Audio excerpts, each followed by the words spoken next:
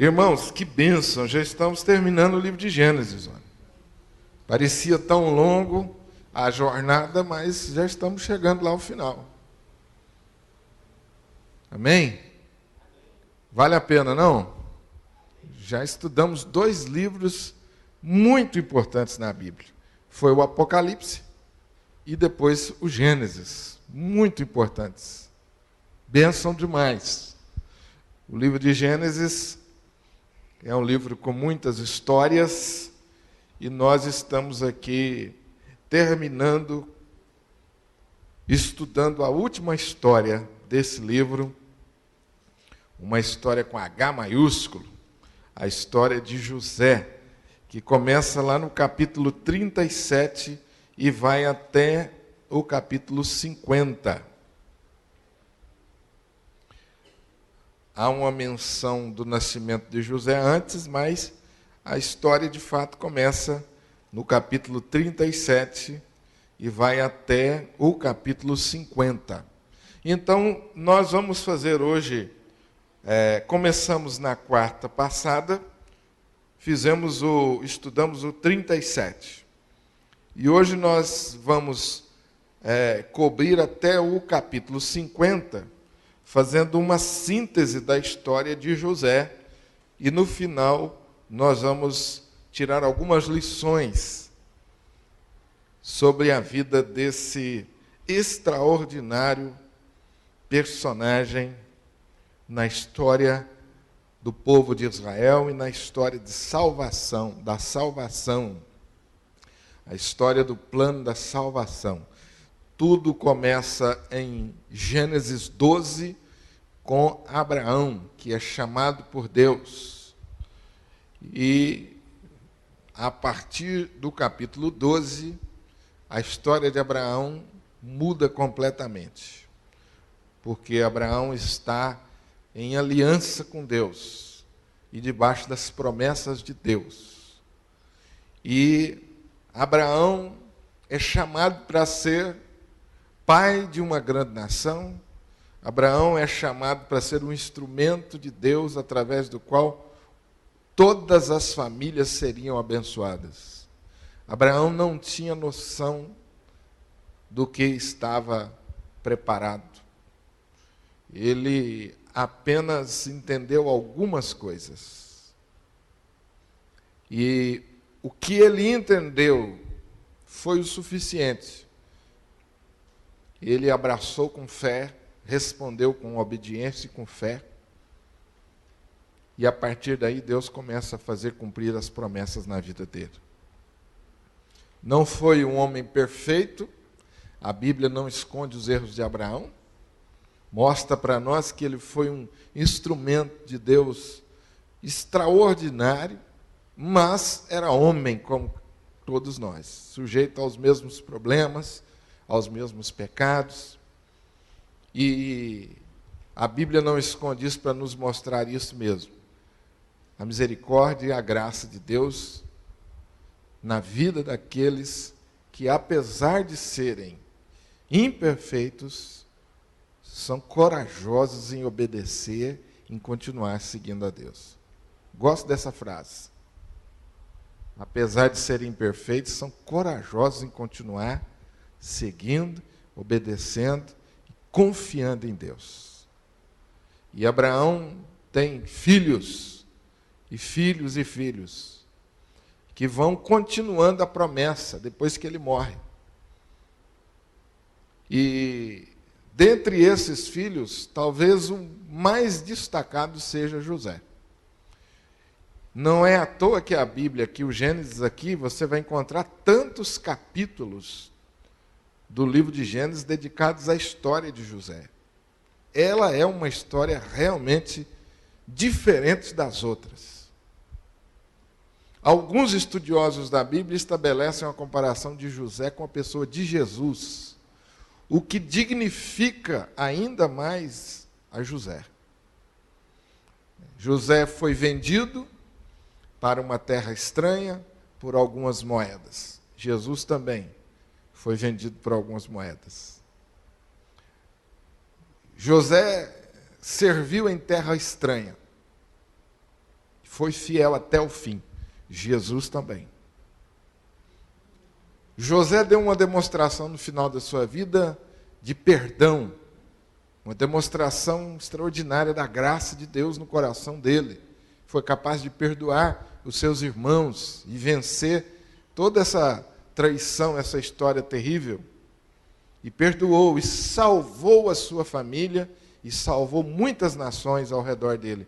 Jesus também perdoou e salvou as famílias de toda a terra. Então é possível estabelecer uma comparação com a vida de José. Mas o nosso enfoque nesses dois últimos estudos é em José como um exemplo para nós. Vamos trazer o José para nossos dias de hoje. Vamos trazer essa história tão antiga, mas que tem princípios eternos. É bom que se diga isso, a história é antiga, mas os princípios que dirigiram a vida de José são eternos. Servem para mim, para você, e vão servir para as nossas gerações futuras. Então nós tomamos José como um exemplo para nós de vida. E em que aspectos? São tantos os aspectos.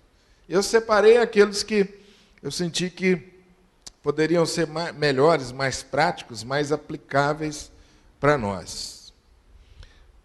Antes de prosseguir, eu estou planejando para quarta-feira fazer uma recapitulação geral do Gênesis.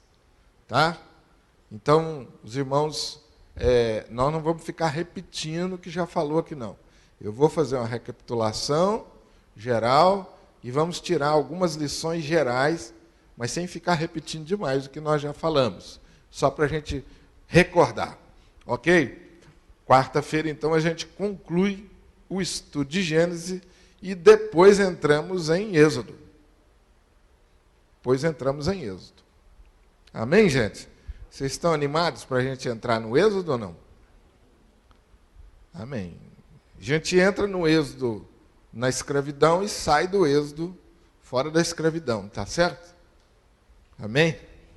Então, vamos lá. O que nós podemos aprender com a vida desse sonhador?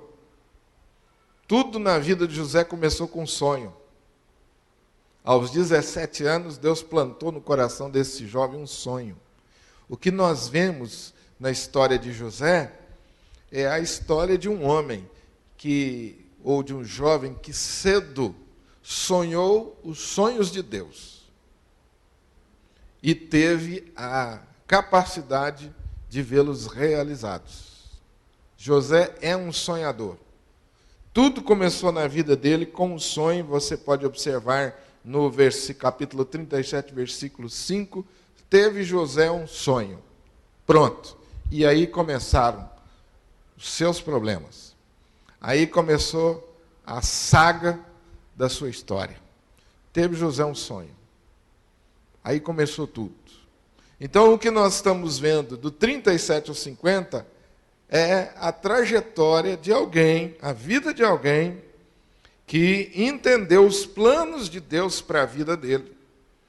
E durante a vida, de todas as etapas da vida dele, ele foi participando dessa realização de Deus na vida dele.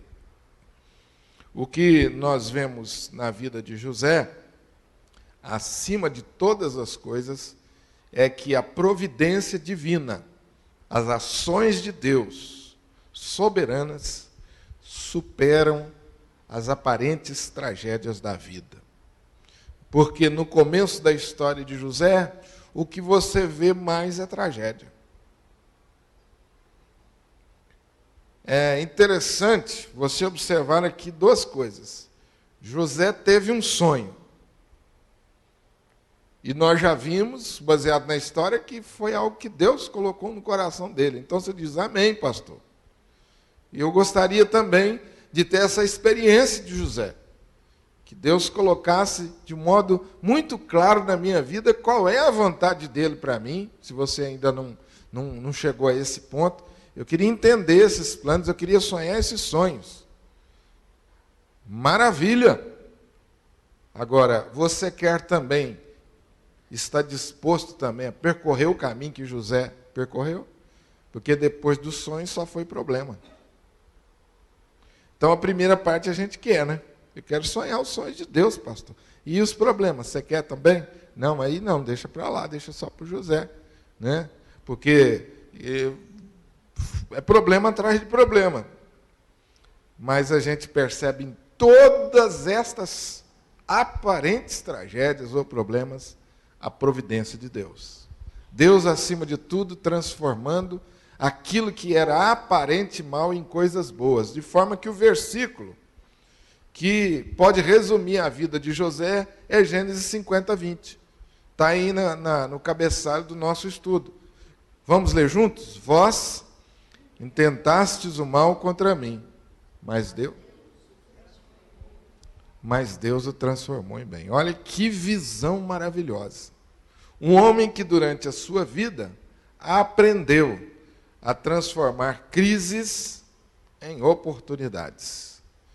Como que nós, como que eu, como que você, como que nós respondemos às crises da nossa vida? É uma boa pergunta para a gente começar. Como que eu respondo? Qual é a minha reação diante das crises? Porque é certo que elas existem, é certo que vão existir até o nosso último suspiro.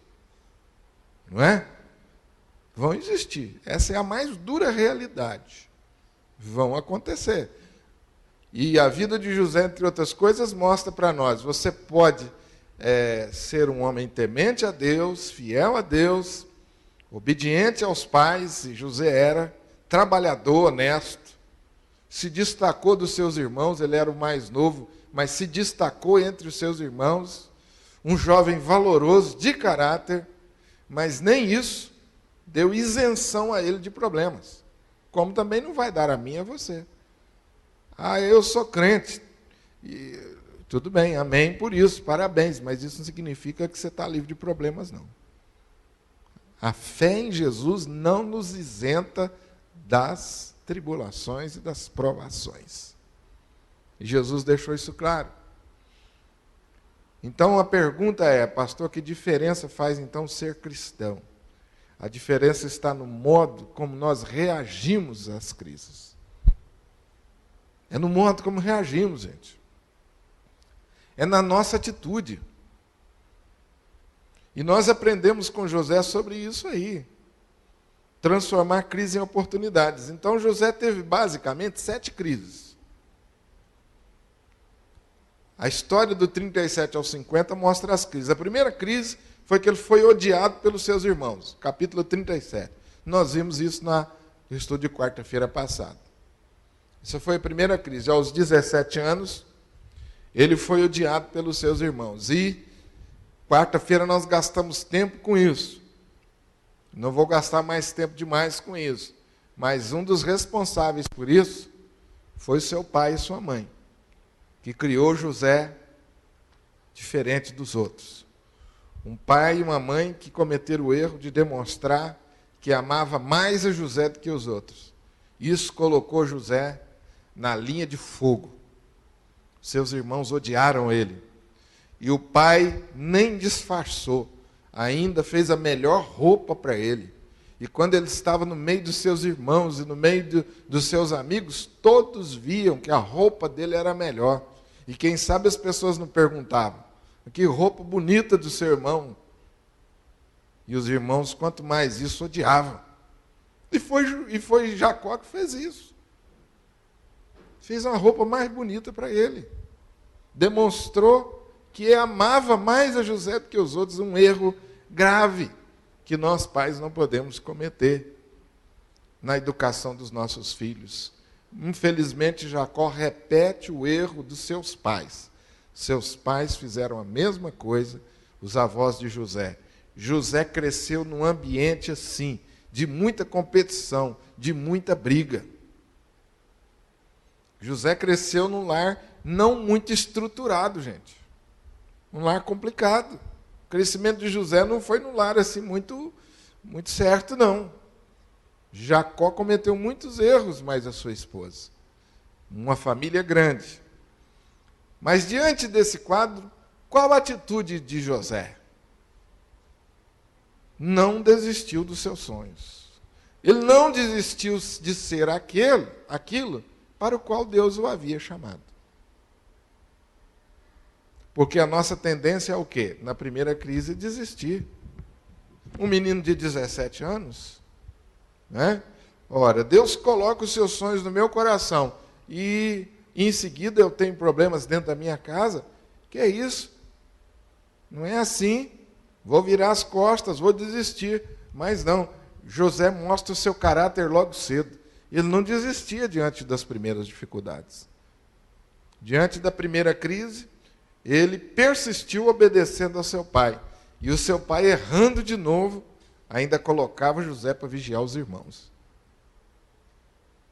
E a gente sabe o que é isso, né? Todos nós já fomos moleques e crianças. Quem foi criado em família grande aqui? Mais de 4, 5? Foi? Foram? O que vocês acham desse quadro aqui? Colocar o mais novo para vigiar. Né? O problema não acerta. Tadinho do menino. Devia tomar cascudo o tempo todo. Sai para lá, menino. O que você está olhando aqui? O que você está ouvindo a nossa conversa? Você está ouvindo a nossa conversa para contar para o nosso pai? Sai para lá. Imagina o que esse menino cresceu. E o pai dele, sabendo disso, deixou o negócio correr.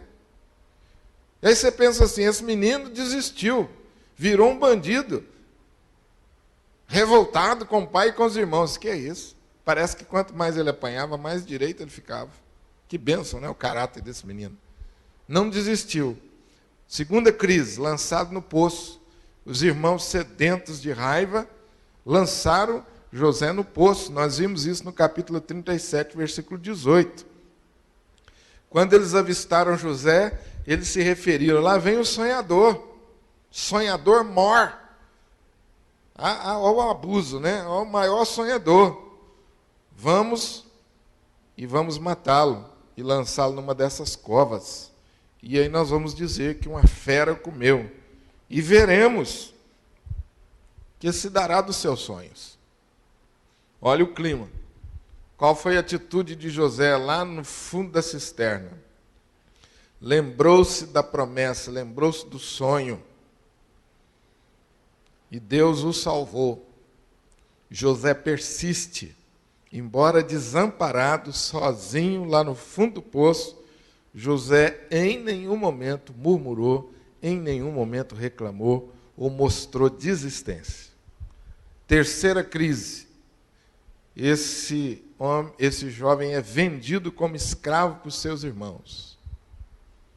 Está no capítulo 37. Os irmãos de José armaram uma cilada, mas Rúben, o mais velho, que tinha a responsabilidade de cuidar do mais novo, falou, gente, não vamos fazer isso não. Vamos deixar ele aí por um tempo e depois a gente vende ele, leva as roupas sujas de sangue e fala que ele morreu, mas não vamos matá-lo, não. Rúben teve uma crise de consciência na hora. O irmão mais velho. Então José é vendido como escravo. E ele foi parar no Egito, comprado pelo oficial do faraó e capitão da guarda chamado Potifar. Que atitude? Em vez de se rebelar contra os seus captores, José aproveitou da situação e aprendeu sobre a cultura egípcia e a linguagem, confiando que Deus tinha um propósito ao permitir tais dificuldades. O Egito era a nação mais desenvolvida daquele tempo. De repente, José se viu lá, no meio da nação mais desenvolvida. Tudo que existia de mais avançado, de mais desenvolvido, estava lá. E, de repente, José estava lá no meio deles.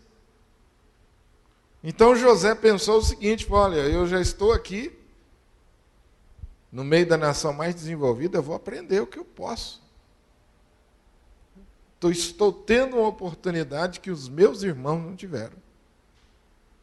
Cheguei aqui, dentro de um cesto, saí de uma cova, estou tendo a oportunidade que meus irmãos tiveram. Vou aprender.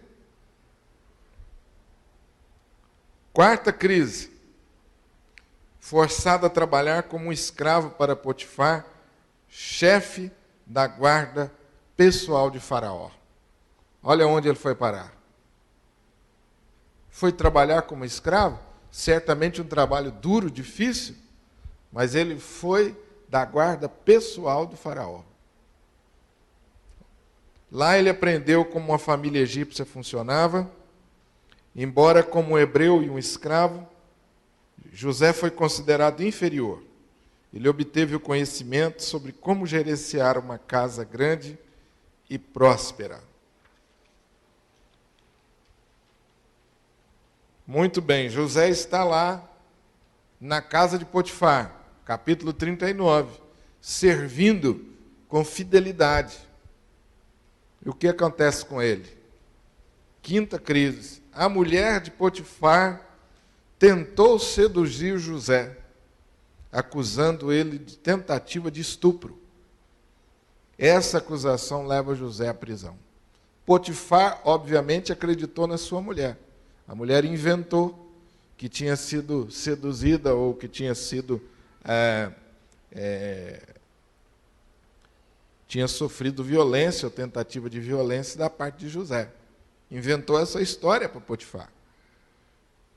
Então Potifar leva José para a prisão, sem nenhum direito, sem liberdade. O capítulo 21 de Gênesis 39 diz assim: mas o Senhor estava com ele e o tratou com bondade. O que a gente percebe até aqui? Não sei se os irmãos concordam comigo. Aonde está o lado humano?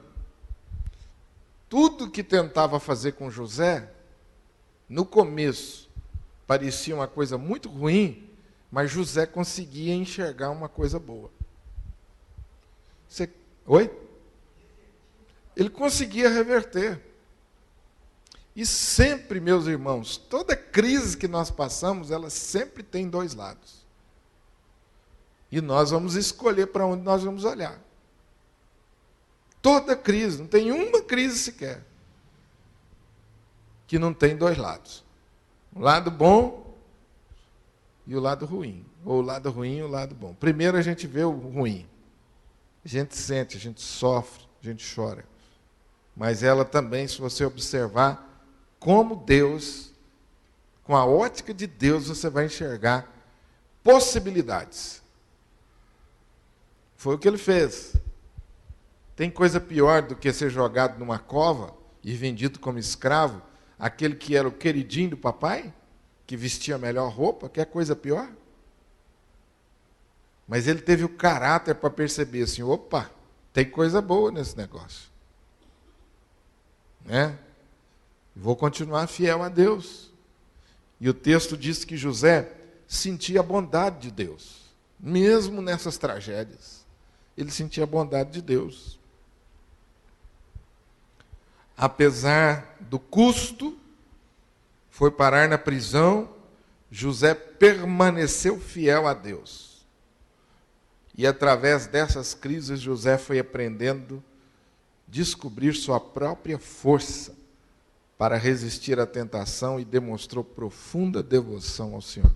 Irmãos, vocês imaginam qual o efeito espiritual dessa situação na vida de José?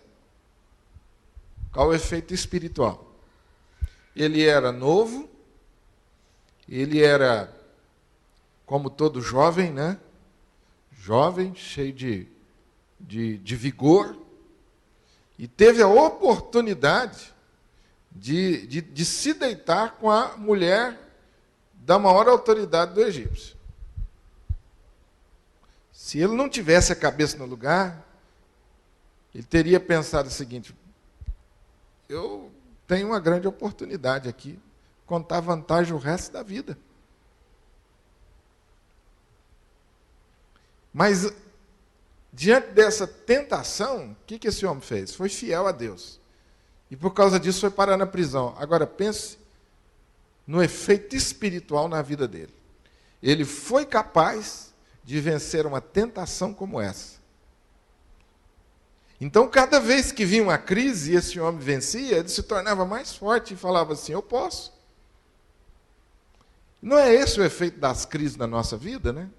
Depois que passa a crise, fica lá um pouco dos machucados, mas você se sente mais forte. Porque você sabe que vão vir outras. Mas você vai se sentindo mais seguro. Você vai se sentindo mais seguro, mais experiente. Você vai aprendendo que quando Deus fala que cuida de nós, isso não é apenas uma mera expressão ou um chavão. Ele cuida mesmo. Então você vai ganhando mais confiança nesse Deus. A sexta crise de José, ele foi enviado para a prisão injustamente por não ceder à tentação da mulher de Potifar. E lá na prisão, José teve a oportunidade de interpretar 2 sonhos de 2 prisioneiros especiais. Não se sabe o porquê. O copeiro-chefe e o padeiro-chefe estavam presos. Eles foram acusados de alguma coisa, foram presos, junto com José. Olha a providência divina. 2 pessoas importantíssimas estão presas ao lado de José. 2 pessoas do reino do Egito, importantíssimas, têm a oportunidade de conhecer José. E José tem a oportunidade de conhecê-los. Imagina o dia a dia na prisão com José. O padeiro-chefe, o copeiro-chefe, falando, reclamando, murmurando, e vendo aquele menino, ainda jovem, preso injustamente, dar um bom testemunho. Como a vida de José marcou a vida desses homens. Estão vendo a estratégia de Deus? Hoje nós conhecemos o final da história, fica mais fácil. Mas imagina José, que não sabia o final da história. Ele não sabia o final dessa história. Mas ele sabia que ali, naquele momento, ele tinha que ser fiel. Ele foi fiel. O que vai acontecer depois não é problema meu, é Deus. O que me compete é ser fiel agora. É como eu ouvi uma história há um tempo atrás, de um jovem ainda, presbítero de uma igreja, e o patrão dele, dono da empresa, solicitou que ele fizesse uma coisa muito errada. E ele precisando desesperadamente do emprego. E ele disse: eu não vou fazer. Ganhou o olho da rua.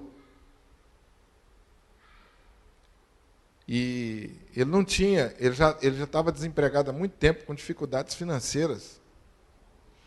E agora ele perde o emprego. O que você pensa? E agora? Como é que eu vou fazer? Como que eu vou fazer?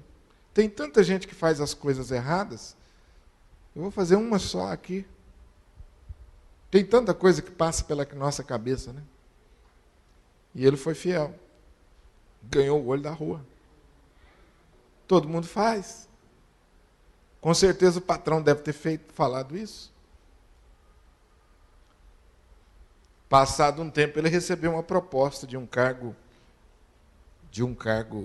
de confiança. E Deus o recompensou.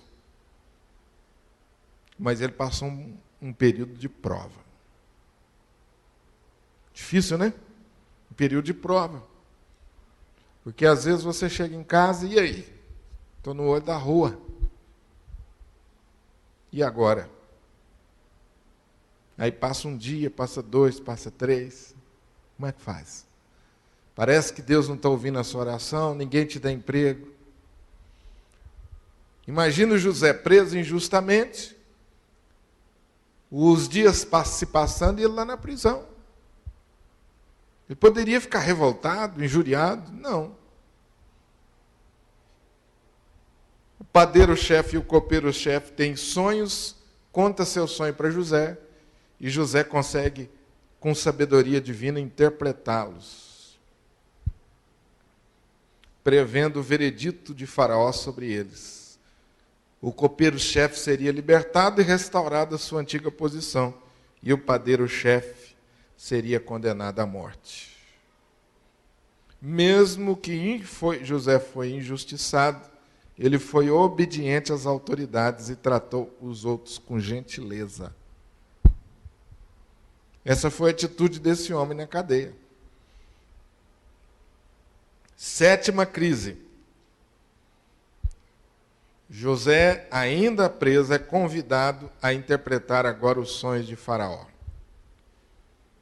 Os sonhos de Faraó estavam deixando ele perturbado e ninguém conseguiu interpretá-lo. Olha como que Deus trabalha. O copeiro-chefe, que havia convivido com José na prisão, lembrou-se de José. Lembrou-se da habilidade de José para interpretar o sonho. E José foi, então, levado à presença de Faraó e decifrou os sonhos de Faraó. Quando José decifra os sonhos de Faraó, Faraó percebe a capacidade de José. Faraó percebe o caráter de José. E o que ele faz, então? Da prisão ele vai se tornar o quê? Governador do Egito. Quando José explicou que a fome viria após 7 anos de abundância, ele aconselhou Faraó a se preparar, armazenando comida durante os anos de abundância. Em resposta, o governante promoveu como segundo no comando de todo o Egito e colocou José encarregado de administrar o armazenamento de alimentos. Por que José foi preparado para essa responsabilidade? Ele tinha usado cada crise em sua vida como uma oportunidade para se tornar uma pessoa mais sábia e mais piedosa. Amém? Isso aí nós vimos as crises principais na vida dele, como ele agiu em cada uma delas. Cada situação de crise na nossa vida, nós temos a oportunidade de escolher. Ou respondemos do nosso modo, no nosso impulso, numa visão humana, ou respondemos na visão de Deus. E essa é a diferença de nós sermos cristãos. Nós podemos responder dentro da visão de Deus. Como eu disse no começo, qual a diferença se nós, mesmo sendo cristãos, nós estamos sujeitos aos mesmos problemas? Qual é a diferença? A diferença é que nós podemos reagir de maneira diferente. Em Cristo Jesus, nós temos capacidade de reagir diferente. Quantas vezes trabalhando, e isso deve ter acontecido com você, eu era bancário, por exemplo, eu me recordo, acontecia muito isso. Dia do pagamento, chegava lá o nosso contra-cheque, e eu assentava ao lado dos meus amigos, todos ali, e você ouvia tudo quanto é tipo de coisa, reclamando do banco, reclamando do salário. Eu pegava meu contra-cheque e dizia, graças a Deus. E os caras olhavam para mim e falavam, você é doido. Nas mínimas coisas, eu posso reagir diferente. Você vai dizer assim, esse salário era o melhor do mundo? Não era não, meu amigo. Não era não. Mas eu tinha fé de que Deus ia pegar aquilo ali e ia suprir as minhas necessidades. Por isso eu reagi diferente. Agora, quem não tem Jesus, não tem como reagir diferente. Ele só pensa que aquele dinheiro não vai dar, ele só pensa que o patrão dele é um injusto, ele só pensa nisso. Então é nessas mínimas coisas que nós podemos reagir diferente. Eu estou citando um exemplo, mas vocês sabem. As diversas situações que nós nos encontramos, nós podemos escolher como nós vamos reagir. Não é? Já chegou num lugar, já chegou num determinado lugar e não encontrou seu carro? A Anilton passou por uma coisa pior ainda, né, Anilton? Quando você chega e não encontra o carro, o que você pensa? Meu Deus do céu, que horror. Não é? Todo mundo passa por isso. Agora, como você vai reagir a isso? Como é que você vai reagir a isso? Uma irmã, esses dias, me passou uma mensagem duas mensagens, lá do Espírito Santo. A primeira, dizendo o seguinte: pastor, olha que bonito que eu ganhei do meu marido de presente. Um carro da Toyota. Um Etios. Um carro bonito, todo equipado. E eu disse para ela: parabéns, Deus abençoe vocês. E pá. Passou um tempo, ela me mandou: pastor, olha o que fizeram com o meu carro. Todo arranhado, de cima e embaixo. E eu falei: e aí, como que você está? Ela falou assim: pastor, está nas mãos de Deus. Deus sabe o que faz. Já louvei a Deus. Tomara que essa pessoa encontre Jesus no caminho dele e seja transformado por Deus. É isso aí. Agora, a vontade da gente no primeiro impulso, né? Terrível. Passar a mesma coisa nas costas dele, né? A vontade da gente é essa. Impulso. Hã? E eu estava pensando, que coisa mais maluca. É uma pessoa que tem um carro dela novinho, riscado, ainda falar isso. Que coisa mais maluca. Mas é porque nós estamos em Cristo, meus irmãos. A nossa reação é doida. Para o mundo é uma reação doida, maluca. Você chega no encontro carro. Nossa, meu Deus do céu. Né? Ou você vai agradecer a Deus, vai ter uma atitude de cristão, você vai orar. Deus, mata esse sujeito. Né? E por aí afora. Então, são as reações diversas na prática. Às vezes a gente pensa assim, não, o caso de José foi diferente, porque ele estava preso. Mas nós, às vezes, somos submetidos a pequenos testes. Não é? São pequenos testes. Se a gente não passa nos pequenos, talvez a gente não passaria nos grandes também, né? José passou nos pequenos. Quando o pai dele mandou ele olhar os irmãos, ele passou no teste pequeno. Voltou e foi fiel ao seu pai. Contra os seus irmãos, se tornou impopular, se tornou odiado, mas obedeceu ao seu pai, fez o que seu pai mandou. Passou no teste. Mais tarde ele ia ter um grande teste. Mais tarde o teste ia ser maior. Foi quando ele foi tentado pela mulher de Potifar, ele resistiu. A história de José continua, só que agora uma mudança. Ele agora não é mais escravo. Ele agora não está numa situação desfavorável. Ele agora está numa situação favorável. Mudou a história de José. Será que José também vai mudar? Já viu essa história? A pessoa é de um jeito na escassez, na pobreza, e quando se torna rico, de sucesso, nem atende mais o telefone dos amigos. Já viu essa história? Aí a gente costuma brincar dizendo, ficou rico, mudou. A gente está cansado de ouvir essas histórias por aí, né? Da pessoa que muda o comportamento completamente quando ela recebe poder. Diz a prática que você quer conhecer uma pessoa, dá poder na mão dela.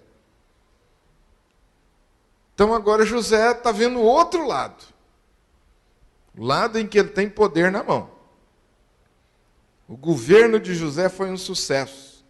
Durante 7 anos de fartura, no Egito, José arrecadou impostos, armazenou mantimentos, mais que suficientes para abastecer todo o país, durante os próximos 7 anos. Quando a fome já havia se espalhado por toda a terra, vinha gente de todas as regiões do Egito para comprar trigo de José. Os irmãos de José, então, vão ao Egito para comprar trigo, em busca de alimentos.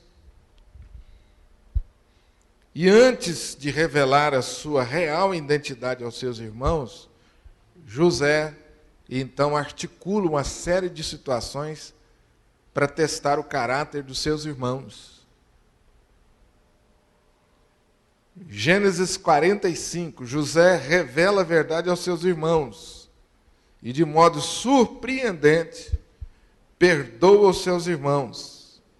Manda que eles busquem a Jacó para que saiam, para que fujam da fome que afligia Canaã e vivem como hóspedes especiais do faraó em uma região fértil do Egito chamada Gósen.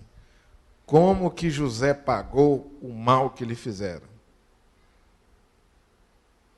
Colocou seus irmãos e a sua família na melhor terra, hein, Wesley?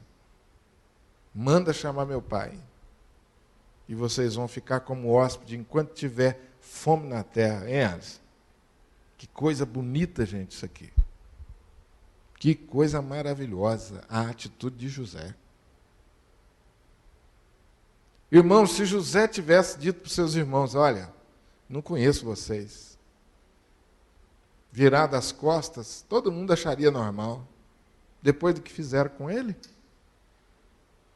José ainda poderia ter dito assim, olha, eu não vou deixar vocês morrer de fome, não. Pega o que vocês quiserem e vão embora daqui, some da minha frente. Mas nem isso, José, ele foi além disso. Não apenas alimentou a fome, mas cuidou de forma especial da sua família. Irmãos, dá para a gente entender como que um moço, aos 17 anos, passa por tudo isso e ainda sai um homem como esse. Dá para a gente entender que coisa bonita, maravilhosa. Se pudesse dizer assim, pastor, José foi o homem que foi, porque ele teve uma criação maravilhosa, teve sempre o apoio dos seus pais, estudou na melhor escola, tudo deu certo para ele. Não, gente, tudo deu errado na vida dele, até aqui. Então, né, Chicão, era para ser um menino revoltado, né? Quando a gente vê um menino revoltado, o que a gente fala? Ah, isso aí não teve boa criação no lar. Né? A gente procura amenizar. Isso aí não deve ter sido recebido o amor dos pais. E a gente procura dar aquele entendimento. Né? Com José, essa lógica não serve. Com José, essa lógica não serviu. Criado, viveu numa situação desfavorável, mas agora ele dá a volta por cima. Gênesis 46, 50. Os descendentes de Israel passaram a viver no Egito e ali ficariam pelos próximos 400 anos e se multiplicariam. De uma família de cerca de 70 pessoas se transformaria numa nação com mais de 1 milhão de pessoas. Que coisa, hein, gente? É aí que nós começamos o Êxodo. Dá uma olhadinha lá em Êxodo para você ver. Esse povo aqui, que é formado em José,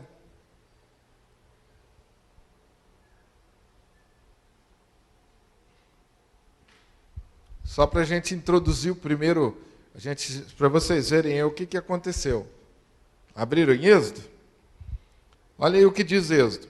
São esses os nomes dos filhos de Israel que entraram, que entraram com Jacó no Egito. Cada um entrou com sua família. E aí vem os nomes. O versículo 6 diz assim: faleceu José e todos os seus irmãos e toda aquela geração. Mas os filhos de Israel foram fecundos e aumentaram muito e se multiplicaram. Grandemente se fortaleceram, de maneira que a terra se encheu deles. Entre mentes se levantou novo rei sobre o Egito, que não conhecera José. E agora o que esse rei disse? Ele disse ao seu povo, eis o quê? Que o povo dos filhos de Israel...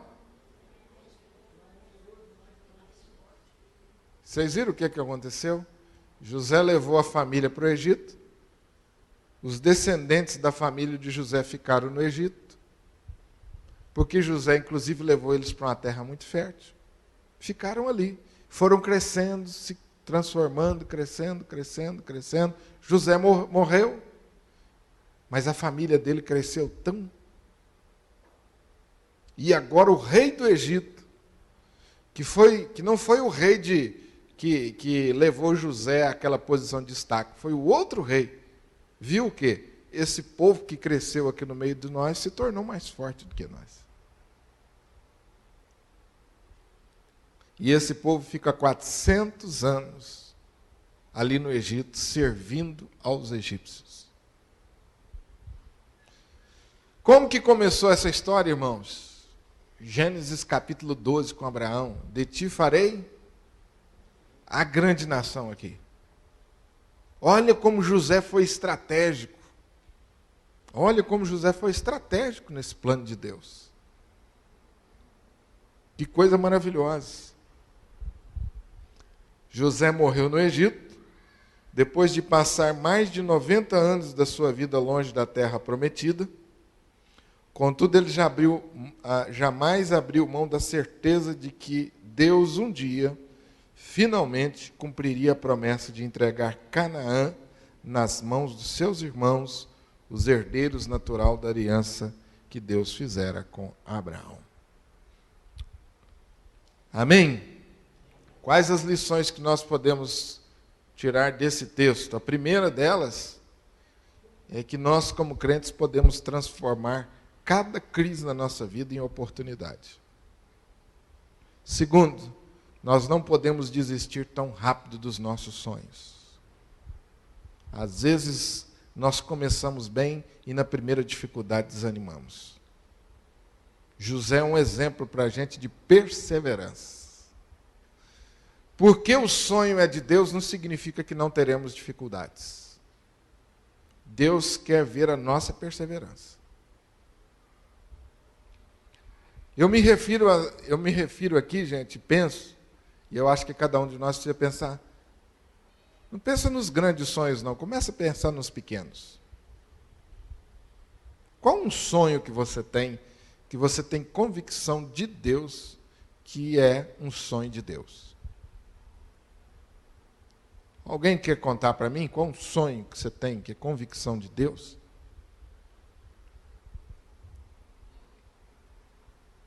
Qual um sonho que você tem? Falou, pastor, eu tenho esse sonho, eu sei que esse sonho é de Deus.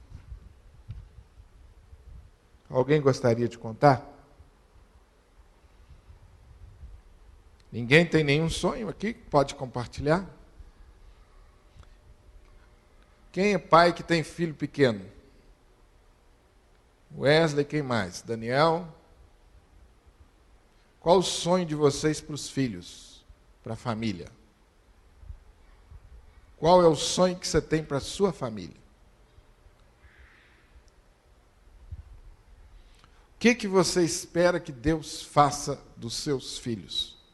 O que você espera que os seus filhos sejam?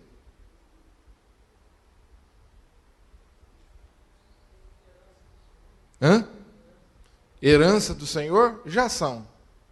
São herança do Senhor. Pode falar, Daniel. Que estudem, que façam uma boa faculdade, que sejam bons profissionais, boas pessoas. São sonhos, gente. Estou falando de sonhos. Alguns de nós aqui já vimos alguns realizados. Não já? Beth já viu? Muitos.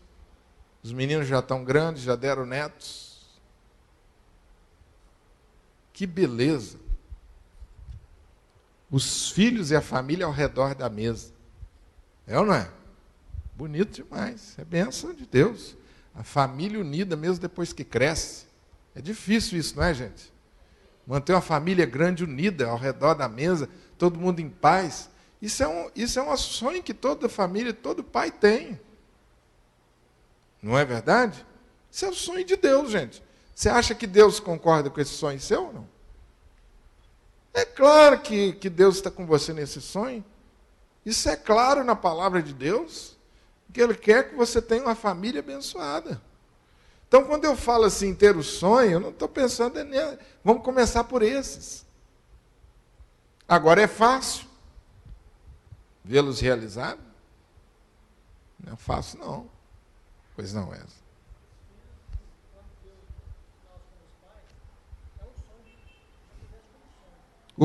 Já ter o filho já é um sonho.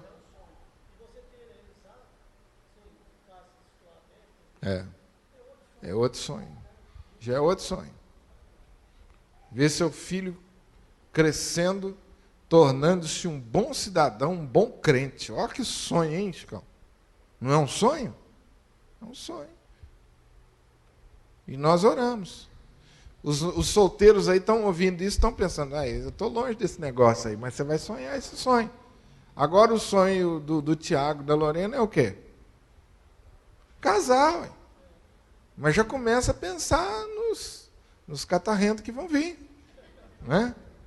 Já começa a sonhar, ver os meninos correndo no pátio. E aí já cutuca e fala, aí bem, ó, nós vamos ter quantos? Quando já chegando perto do casamento, já começa essas conversas. Mais cedo não, né? Mas já começa. Gente, como que Deus, qual a estratégia de Deus para salvar o mundo? Pergunta difícil, mas não é não. Qual a estratégia de Deus para salvar o mundo? Deus vai usar o que Ele disse para salvar o mundo?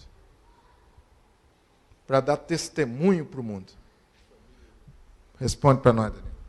A família. Família é a estratégia de Deus.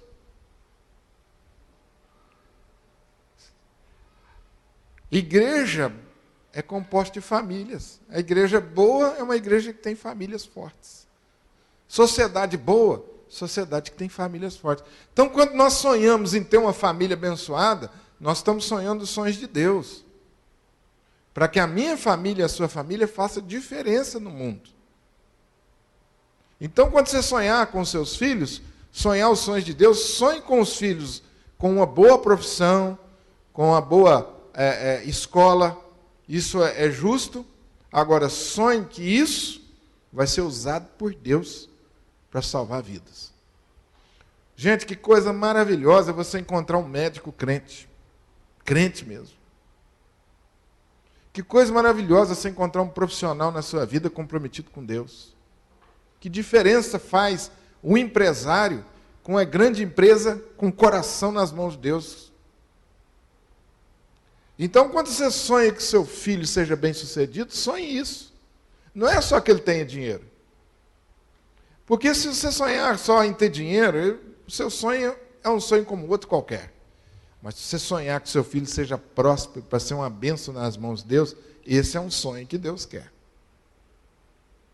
Amém? Então, quando eu falo assim, não desista tão rápido dos seus sonhos. E outra coisa, gente. Esse tipo de sonho é um sonho do qual o diabo odeia. Por isso que ele trabalha dividindo famílias. Por isso que ele trabalha destruindo os jovens. Porque um jovem destruído, ele mata o sonho do jovem ali. É menos uma família. Então ele mata ali. Olha como o diabo tem investido na juventude. E cada vez ele vai diminuindo a idade.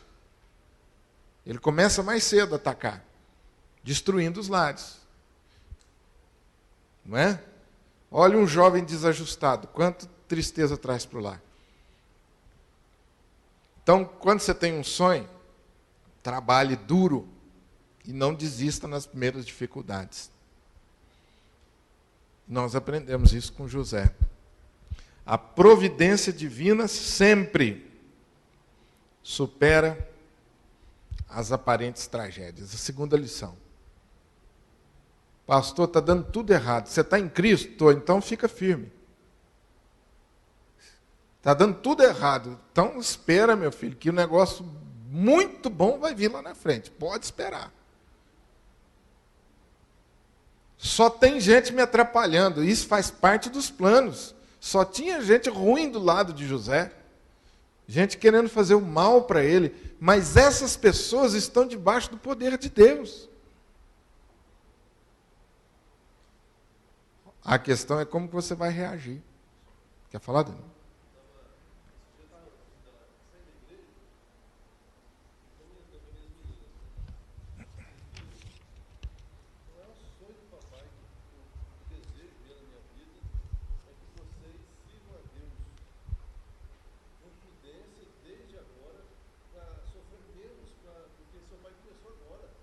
Aham.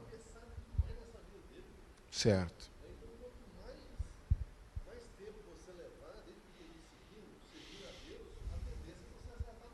É isso aí. Isso aí. Daniel está compartilhando aqui um momento com a família em que ele disse para os filhos que o sonho dele é que os filhos cresçam, né, nos caminhos de Deus, para que sofram menos do que ele, que chegou mais tarde. Agora, essa é a lição. Vai ser fácil, Daniel? Não. Fácil não é nem criar os filhos fora da igreja. Nem criar os filhos fora da igreja é fácil. Agora imagina dentro da igreja. Não é fácil, não. É um trabalho duro. Trabalho constante de oração, de trabalho, de testemunho em casa. De testemunho em casa. Que José teve problema em casa. Mau testemunho de seus pais. Teve problema. Mas mesmo assim, ainda foi fiel. Então a realização dos sonhos não é fácil. Mas Deus promete estar conosco. A última coisa que nós aprendemos com José, tem tantas coisas, eu separei só 3, 4. Essa é a quarta coisa. A perseverança e a fidelidade. Uma conexão poderosa. José juntou as duas coisas. Foi perseverante, foi fiel. Meu irmão, quando você consegue unir essas duas virtudes, não tem chance de dar errado. Não tem chance de dar errado. José manteve-se fiel a Deus e contou sempre com a presença abençoadora de Deus na sua vida. Você pode perguntar, qual o segredo de José, pastor? Não teve segredo não, gente. A mesma receita para José é a mesma para mim, a mesma para você, a mesma para os nossos filhos. Mantenha-se fiel a Deus. Seja obediente. E você vai contar sempre com a presença abençoadora de Deus. Deus ama estar com pessoas fiéis a Ele e obedientes. E quando eu falo conexão poderosa, eu estou usando um termo que é moderno, né? É quando você une duas coisas que têm energia, cada uma traz a sua energia, une as duas coisas e essa energia faz uma coisa ainda muito mais forte e poderosa. Então José uniu essas duas forças poderosas, a perseverança, ou seja, um homem que tinha um caráter de alguém que não desistia fácil. Um homem que não tinha medo do não. Um homem que não tinha medo de uma porta fechada. E o segundo era fidelidade a Deus a qualquer preço. Gente, esse homem, por ser fiel a Deus, ele foi parar na cadeia. Mas lá na cadeia ele ficou firme. Então, quando Deus contemplou isso no coração de José, imediatamente Deus colocou ele na posição de destaque. Esse é o homem que eu preciso para marcar a história, para fazer história. E através dele, aquele povo cresce, floresce e se torna uma nação poderosa. A ponto da nação mais poderosa do mundo, que é o Egito, temê-los. O rei do Egito viu o povo de Israel e falou assim, esse povo está crescendo, além de ser um povo numeroso, ele é forte. São os descendentes de José, gente. O povo que aprendeu a ser fiel com ele. Essa é a conexão mais poderosa. Em nenhum momento encontramos José reclamando, murmurando. Deus não move um dedo a nosso favor enquanto murmuramos. Esse é o pecado que mais desperta a ira de Deus. Murmuração. Murmuração é ingratidão a Deus. É quando eu, diante das dificuldades, não vejo as bênçãos e o cuidado de Deus e reclamo de Deus. Isso é murmuração. Um exemplo de murmuração, o povo quando saiu da escravidão do Egito, depois de 400 anos, na primeira dificuldade, reclamou com Moisés. Moisés, você nos tirou do Egito para fazer a gente morrer no deserto? Lá no Egito nós tínhamos carne, agora aqui nós não temos comida. Então o povo não conseguiu perceber a mão de Deus tirando eles da escravidão e começou a reclamar. Às vezes a gente reclama, né? Muito. Hoje nós visitamos a dona Lídia, né? Dona Luzia, a Jaqueline, o Sinomar. Visitamos a dona Luzia, que está aqui, dona Lídia, que está aqui na Casa Aconchego. 91 anos, a Casa Aconchego aqui, ó, no próximo quarteirão do lado esquerdo. Ela não pode ficar mais sozinha, então a família levou ela para ali. Então ela está falando assim, 91 anos de rosas, né? Um pouco de espinho não vai fazer mal. Não. Porque ela não queria estar lá. Eu falei, não é normal aí, a senhora não querer estar aqui. Ninguém queria estar. Mas eu falei para ela, a senhora vai fazer diferença nesse lugar. O espírito da senhora é jovem, animado, alegre. Só vai contagiar esse povo. Né? Então, a nossa vida é assim. Você tem fases na sua vida. Cada fase tem seus desafios. Agora, o que você vai fazer? Murmurar? Ou vai enxergar as bênçãos? E aí a gente estava pensando, quantos idosos abandonados nós temos? Nos hospitais. Vai lá na fase para você ver quantos idosos que faz muito tempo não recebem a visita de um familiar sequer. Muitos. No nosso abrigo. Então, se você for olhar bem, você hoje estar numa casa como essa que a dona Lídia está, Casa Aconchego, bom tratamento, um lugar limpo, cheio de pessoas boas, se você for pensar bem, é uma bênção muito grande. Quantos idosos abandonados e sofrendo? Sofrendo maus tratos, violência, a televisão está filmando agora, né? Os filhos saem de casa e deixam as câmeras instaladas, porque não pode confiar nas pessoas cuidar dos idosos, então filma. Aí a televisão de vez em quando pega lá uma denúncia de alguém espancando um idoso. Então, se aos 91 anos estava pensando, você for olhar, poxa, eu aqui numa casa de repouso, o que você vai escolher? Murmurar? Você vai pensar, que benção que eu estou aqui, ué. Não é verdade? Que benção que eu estou aqui, ué.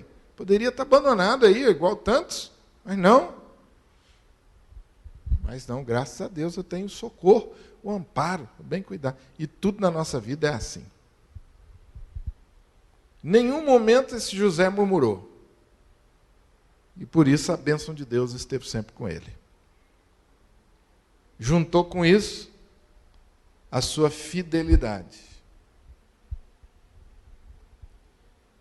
Essas são apenas algumas das inúmeras lições que podemos aprender com o estudo da história desse personagem bíblico, cuja biografia ocupa a terça parte do livro de Gênesis. José foi um personagem tão importante, de caráter tão nobre, que a maioria dos estudantes da Bíblia reconhecem em José e em sua missão muitos paralelismos com a vida e a missão de Jesus. Como eu já disse no começo, ambos foram rejeitados por seus irmãos, ambos foram vendidos por prata, sofreram em países estrangeiros pelo bem dos que o afligiam, e demonstraram extrema capacidade de praticar o perdão. Por tudo isso, José é muito mais que um personagem a ser estudado. Ele é um servo de Deus que deve ser imitado, cujas virtudes devem ser perseguidas por todos os cristãos de hoje. Seja numa casa cheia de problemas, seja no fundo de um poço, seja na mordomia do palácio, seja esquecido na prisão, ou mesmo no alto de um pódio, seja sempre fiel a Deus. Amém?